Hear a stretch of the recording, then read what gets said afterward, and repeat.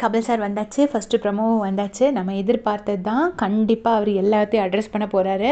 So first week கலை வந்த உடனே எப்படி வீட்டில் வன்மம் குறைஞ்சிடுச்சு பார்த்தீங்களா அப்படின்னு சொல்கிறாரு.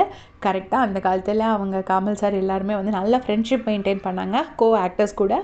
ஸோ அதை தான் அவர் சொல்கிறாரு. கலை வந்த உடனே வன்மம் குறைஞ்சிடுச்சு அப்படின்னு சொல்கிறாரு. சொல்லிவிட்டு அதுக்கப்புறம் என்ன சொல்கிறாருன்னா, ஆனால் அந்த கலை நிகழ்ச்சிகள் முடிஞ்சதுக்கப்புறம் இவங்களோட சாயம் வெளுத்த மாதிரி இருக்கே, அவரை போடணும் இவரை போடணும்னு எனக்கு தெரிஞ்சு தினேஷ் அவங்கெல்லாம் பண்ண ஓப்பன் நாமினேஷன் பற்றி தான் அவர் டிஸ்கஸ் பண்ணுறாருன்னு நினைக்கிறேன்.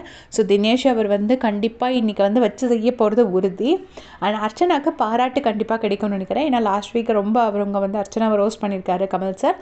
ஸோ இந்த வீக் அவங்க வந்து எதுவுமே வாய் விடலை, அமைதியாக தான் இருந்திருக்காங்க. அண்ட் அந்த டி ஈஸ்வரி கேரக்டரையும் அவங்க வந்துட்டு ரொம்ப சூப்பராக பண்ணியிருந்தாங்க. அது நம்ம எல்லாருக்குமே தெரிஞ்சது. கண்டிப்பாக விக்ரமுக்கு ஒரு பாராட்டு கிடச்சிருச்சுன்னா நான் ரொம்ப சந்தோஷப்படுவேன். ஏன்னா விக்ரமும் தன்னோட கேரக்டர் விட்டு எங்கேயுமே வெளியே வரவே இல்லை. ஆல்சோ தினேஷ். ஸோ தினேஷுக்கு எவ்வளோ வருமோ அவ்வளோ ட்ரை பண்ணார். பட் அவர் கேரக்டர் விட்டு வெளியே வரவே இல்லை. அந்த விஷயத்தை பாராட்டணும். அண்ட் ஓப்பன் நாமினேஷன்ஸ் பிவியை போடணும், எம்பியை போடணும்லாம் சொல்லி பேசியிருப்பாங்க. ஸோ அந்த ஓப்பன் நாமினேஷன்ஸ் எல்லாம் பயங்கரமாக திட்ட போகிறாருன்னு நினைக்கிறேன். இன்றைக்கி சரியான சம்பவம் காத்துக்கிட்டு தான் இருக்கேன். இப்போ ஒரு நம்ம சேனல் சப்ஸ்கிரைப் பண்ணிக்கோங்க ஃப்ரெண்ட்ஸ். தேங்க்ஸ் ஃபார் வாட்சிங்.